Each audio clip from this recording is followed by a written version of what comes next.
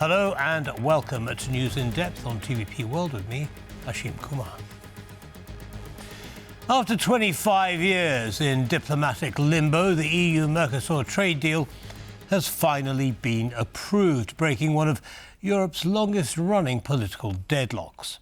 Backed by a qualified majority, despite fierce opposition from several member states, the agreement is being framed not just as trade policy, but as a geopolitical move in a more fractured world. Joining us now is Stuart Dowell, political editor at TVP World, to unpack what this vote really means and what trouble may still lie ahead. Stuart, welcome back. Great to have you again.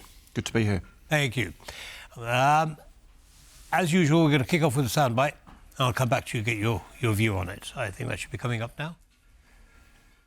The agreement reached by EU countries on Mercosur is good news for Italy. The free trade agreement between the EU and Argentina, Brazil, Paraguay and Uruguay represents a major opportunity for all our businesses. It is an agreement aimed at boosting our exports with the goal of reaching 700 billion euros in exports. It was a long negotiation, but thanks to the work of the entire national system, we have ensured the right protections for our farmers, especially with regard to production standards. Right, so that sounds pretty positive. The Deputy Italian Prime Minister, we've got it all sorted. Our farmers are being looked after, huge export market opened up for Europe. And so we're happy. But the Prime Minister, Meloni, didn't feel that until very recently, and then she did a U-turn. Can you explain that dynamic for us? In the case of Italy? In the case of Italy, just...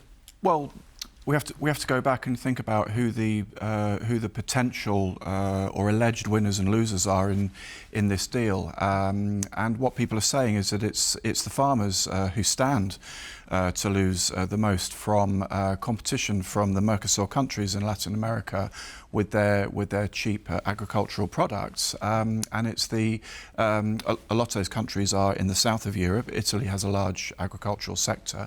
But the countries that stand to gain are the industrialized countries, primarily in the north, who can sell their advanced industrial products to a market of 260 million, a growing market, 280 million people. Italy is an interesting case in that it has a large agricultural sector, but it's also, I believe, the 11th largest industrial power in the world. So it stands to win and lose. And Meloni played a good game, I think, that she went into the deal to negotiate, to get concessions for the agricultural sector, but with the intention of passing the deal because it benefits that other part of the Italian economy. It's important to note that the industrial sector in all the countries that have one and have an agricultural sector is the sector that has more added value. It's more valuable, it's more developmental sector. So you've really got to favour your industrial sector over your agricultural sector. Well, I mean, let's now transpose that analysis onto Poland. Big demonstration of Polish farmers today. They're not particularly happy. Would you say the same applies to Poland as does to Italy? There are similar dynamics, but there are differences as well. Poland's got a very important agricultural sector, but it wants to go up the value chain with its advanced industrial goods. Of course it does. The difference is that there are several differences. The main one, I think, is that the advantage to Poland in terms of those selling more of those advanced industrial goods is secondary. It's going to do that more through the supply chains that it has with Germany. When Germany sells more cars in Brazil, it needs more steering columns and car seats from Polish suppliers. It's good, but that's a much harder sell politically, domestically, especially in Poland. It would be very, very tough for the government to go into the media and say we're doing well out of this because we're going to be a better supplier to Germany. We know how sensitive the German issue is in Polish Yeah, but there's also the time horizon differential, right? I mean, you know, the agricultural sector, the farmers are worried it's going to impact them tomorrow. Exactly. Whereas with the car manufacturers or spare parts manufacturers, it's a knock-on effect as a result of Germany's increased sales to that region. Yeah, exactly. The effects on the farmers are much more localized. They're felt immediately, like you say. They're tangible. Whereas the benefits in industry are more diffused across the whole of the European Union, and will be felt, like you say, in many years' time. And also the problem that Poland's got, I think, specifically with the farmers. The farmers in Poland are overrepresented in politics.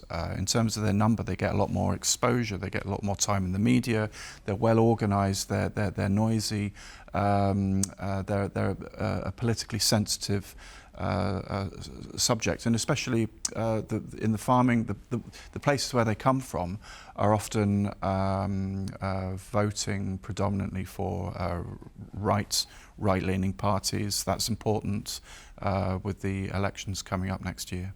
Right, so I want to come to the internal politics in just a second, but in terms of, I mean, how is this, as the Polish farmers see it, how is this deal going to impact on them? Well, what they're worried about is that what they say is that the European market, their market, will be flooded by cheap imports that don't meet the same standards that they have to apply in. Is that a rational fear? Yeah, yes and no. The power of the union, the idea of when the European Union goes into a trade agreement with another bloc or another country is that it exports its standards and its regulations to that country, and that's where it increases its power and influence. In the Mercosur deal, it's two-step. The Polish farmers have to adhere to environmental, climate and welfare conditions if they're livestock farmers. There's no requirement in this deal that farmers in South America have to apply those standards. What they do have to do is when those goods get to the European border, they have to fulfil certain conditions when those goods are presented. So they can't be bathed in certain chemicals, have too many kind of hormones inside the chickens and things like that. But it's not the same as having to apply all those other standards. Right, so EU farmers are bearing the cost of abiding with environmental regulations. May I interrupt? Please, yeah. Bearing the cost, yes, but the EU has been careful to provide safeguards for European farmers, try to allay their fears. For example, if there's a glut in a certain crop, and the market's flooded, the EU can reapply tariffs. When you say market's flooded, you mean too much coming in from South America? Yeah, that's right. But is there a limit to how much can come in terms of the agricultural sector? In some areas of the sector, yeah, there are going to be quotas, and then in others, if there's a sudden spike in the supply, or if there's a massive drop in the price, the European Union can intervene to protect its farmers. What the farmers are worried about is it's a credibility question.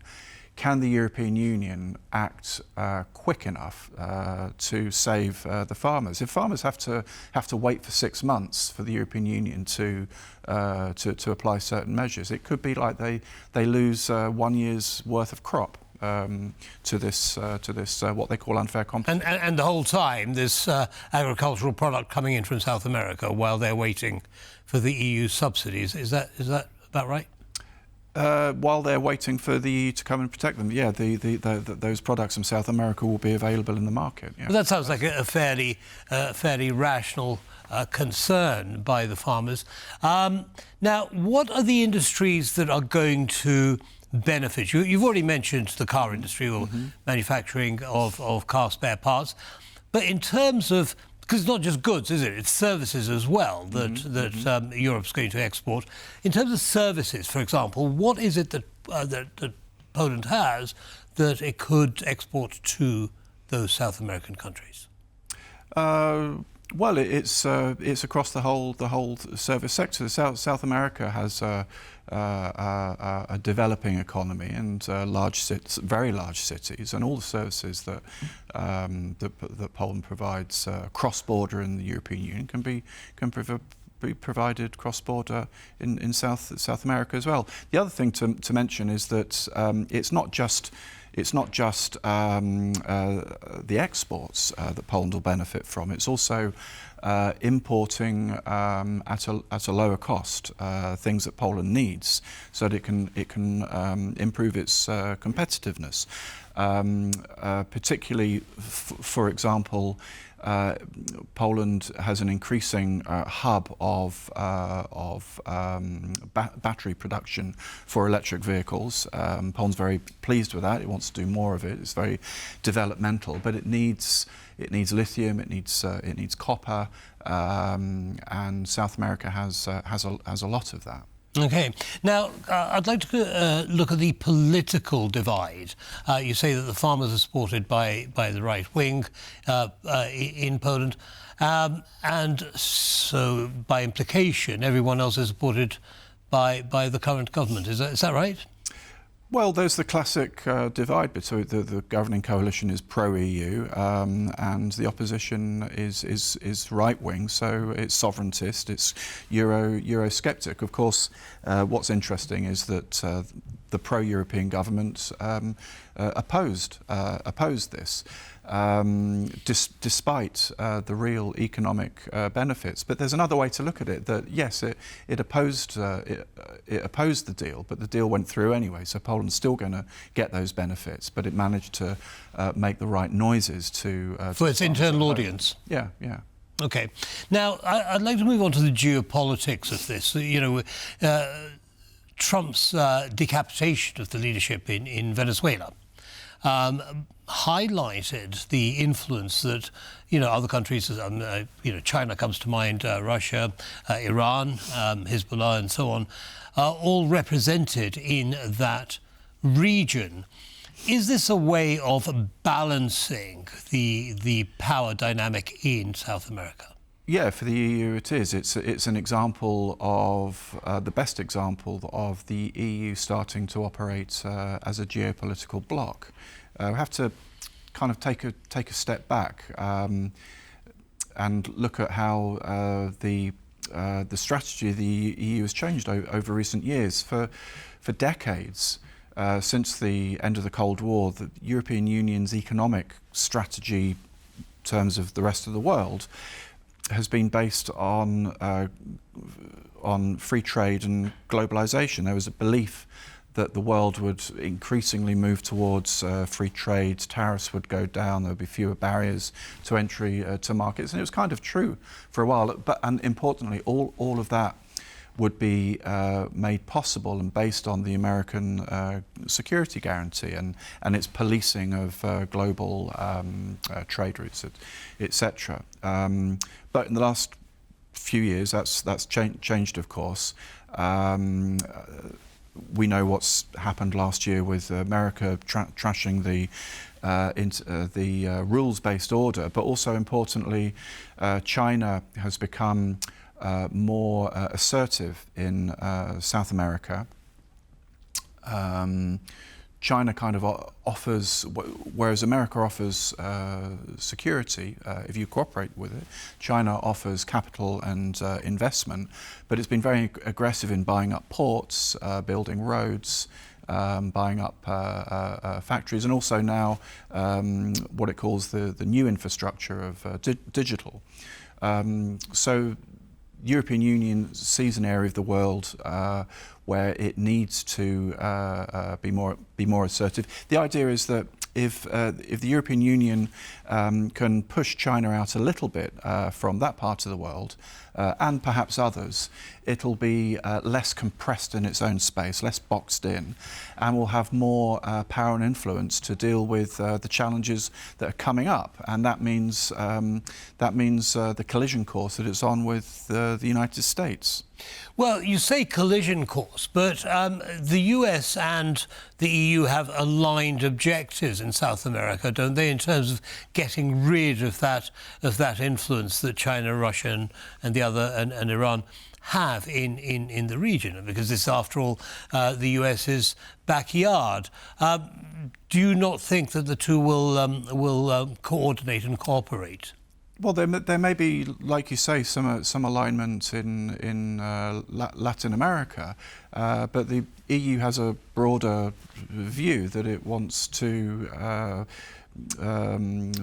make sure that it can deal with threats on its own in its own backyard. And at the end of last year, we had many signals that America wants to challenge the European Union. It wants to support the nationalist, sovereigntist, create a network of nationalist sovereigntist states to challenge the dominance of the EU, and the EU has to be prepared for that. Having more influence around the world is a good way to do that. Right. Now, the BRICS grouping, Brazil, Russia, India, China and South Africa. Again, you know, Brazil, the largest, certainly by land mass, a country in South America. Is there a risk of some kind of leakage of know-how, skills and so on from the European Union to countries like Russia and China through the South American route as a result? A risk, sure, I guess there is a risk. What the European Union's very good at, they call it the Brussels effect, the idea that it can export its regulations and standards around the world, and those countries have to, in order to continue having access to the European Union, have to keep up with those standards. So they're going to be busy doing that. Of course, some things could leak out. Yeah. Yeah. What about countries? I mean, there are how many countries now in the main Mercosur grouping? Four countries. Do you expect more South American countries to join as a result of this? I mean, if this works well? It's definitely a boost for Mercosur. Mercosur is much different to the European Union. It's a very loose arrangement of a very loose economic arrangement for economic benefits. They don't have the same political alignments as we do in the European Union. There's a whole list of candidate countries, and if there are economic benefits, they'll want to speed up their accession to that group. Which is, in all likelihood, also going to have a political impact as well. I mean, if they see, because the EU is a very large and relatively wealthy marketplace, and one can imagine the smaller countries saying, "Okay, well, look, let's join this club here because it's good for everybody." That would be good to see, wouldn't it? Yeah. Okay, sure. So I think that the only thing that sort of is I'm still not sure about is the American reaction to this. Are they going to say, "Well, hang on a second, these guys are in our backyard. We want to be doing deals with them." Why are they doing deals with America, with Europe? Yes, America has declared that that's its own sphere of influence. So for sure, they want to take more control over all of that. Yeah. Well, we shall see, as always. So many moving pieces, but as always, Stuart, thank you very much for clarifying what's going on, and we'll be watching very closely to see what happens next. Come back and explain it to us soon. Thank you. Thank you. brings us to the end of this episode of News in Depth. Don't go away. Lots more coming up. Goodbye.